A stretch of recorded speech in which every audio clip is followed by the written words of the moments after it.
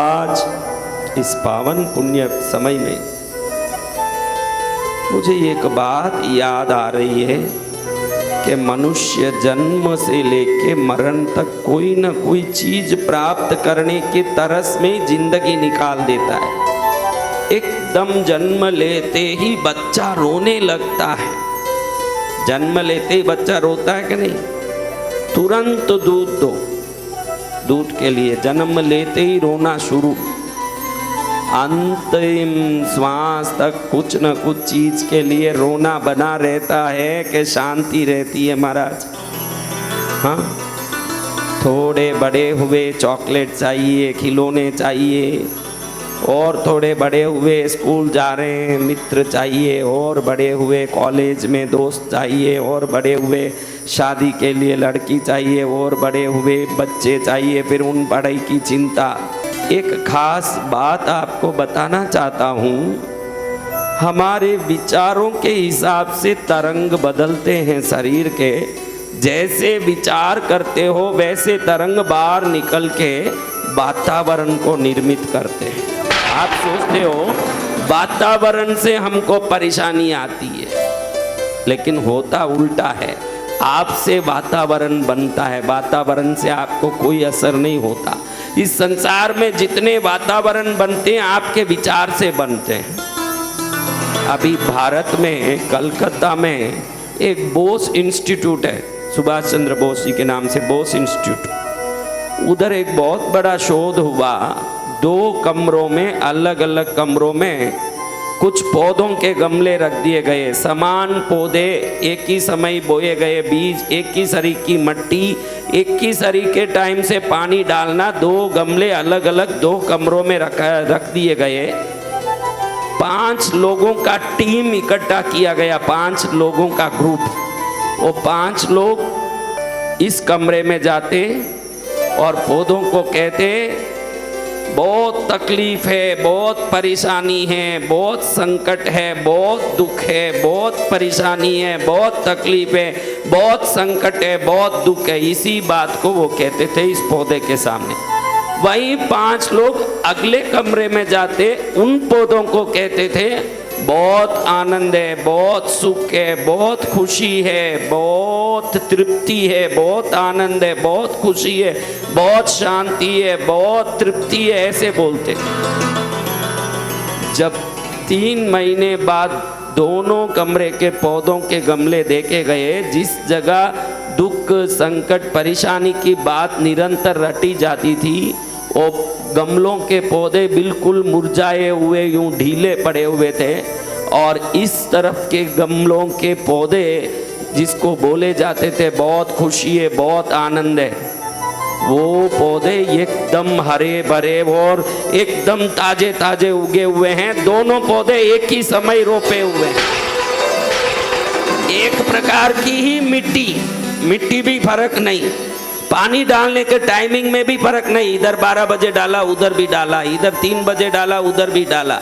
सिर्फ इन पौधों के सामने बोला गया दुख संकट का बात, और उस पौधों के सामने बोले गई खुशी की बात। के तरंग पौधों तक को असर करता है।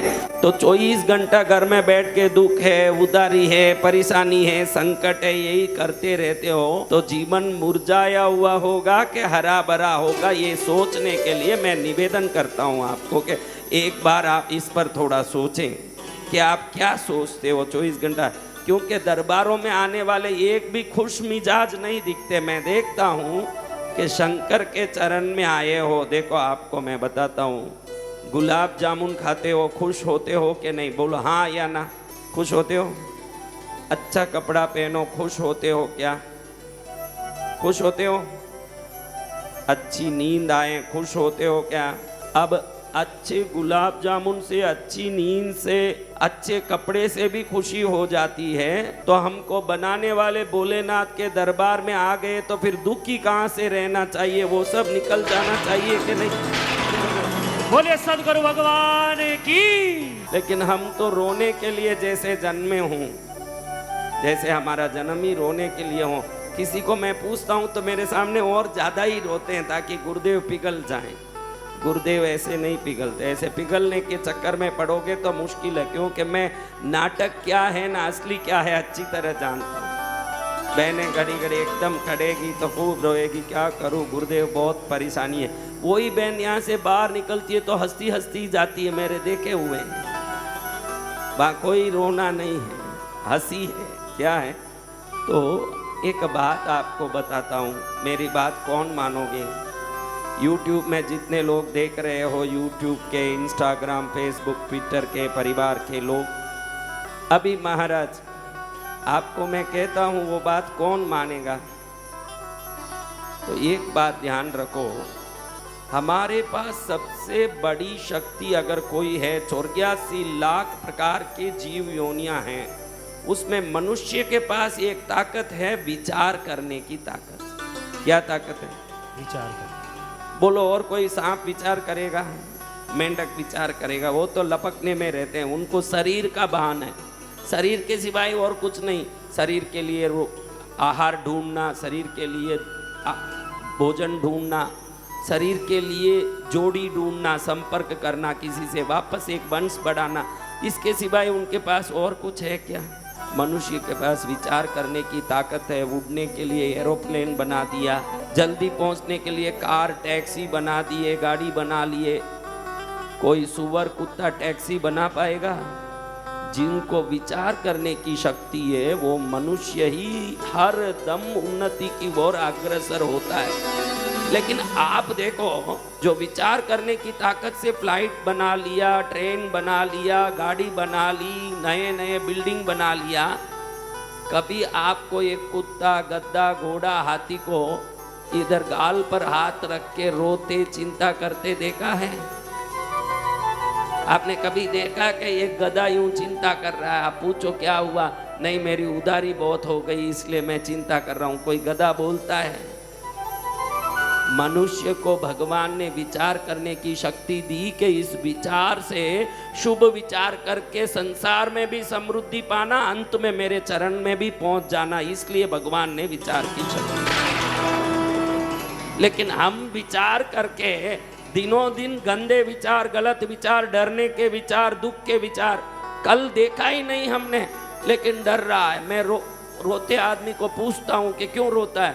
नहीं, कल मेरा दुकान डूब न जाए, कल मेरे कोई कैंसर न लग जाए, कल मेरा एक्सीडेंट न हो जाए। अरे भाई, जिस कल को तूने देखा ही नहीं है उस कल के बारे में शुभ विचार रख। इसीलिए मनुष्य जीवन में अशुभ विचार क्यों करता है? लेकिन हमारे जीवन में कल का डर रहता है कि कल की खुशी रहती है। आप ही बताइए क्या रहता है? हर दम कल का डर सता रहा है कि कल क्या होगा मेरा, होता है कि नहीं? लेकिन जिस कल को देखा ही नहीं वो कल शुभ भी तो है। आपको किसने बोला? आकाश से वाणी हुई क्या? आकाशवाणी हुई क्या कि कल तेरा अशुभ है? किसी ने बोला सपने में आके? फिर उसकी चिंता क्यों करना? जो आज को आनंद से जीता है उसका कल भी आनंद का ही होगा। जो डरता है उसका दिन बिगड़ता है।